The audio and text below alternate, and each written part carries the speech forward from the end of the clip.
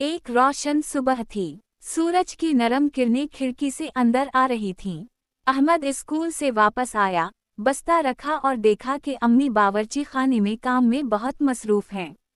अम्मी एक हाथ से सालन पका रही थीं और दूसरे हाथ से बर्तन धो रही थीं। साथ ही कपड़े भी धुलने के लिए रखे हुए थे। अहमद ने आहिस्ता से कहा, अम्मी, आप थक नहीं जाती? अम्मी मुस्कुरा कर बोली, बेटा, काम तो रोज का है, अल्लाह बरकत डाले बस। अहमद कुछ देर खामोश खड़ा सोचता रहा, फिर दिल में बोला, मैं भी तो अम्मी की मदद कर सकता हूँ।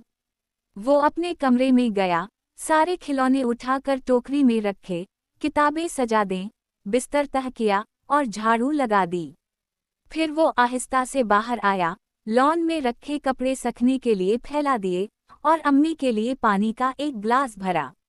अम्मी जब किचन से बाहर आईं तो पूरा घर साफ और सजा हुआ था। इन्होंने हैरान होकर कहा, ये सब किसने किया?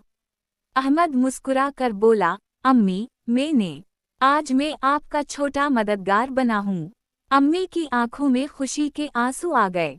इन्होंने अहमद को गले लगाया और कहा, बेटा, तुमने मेरा दिल जीत लिया।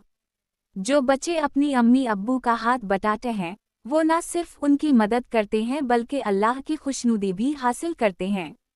अहमद बोला, अम्मी, अब से रोज थोड़ा थोड़ा काम में आपका साथ दूंगा।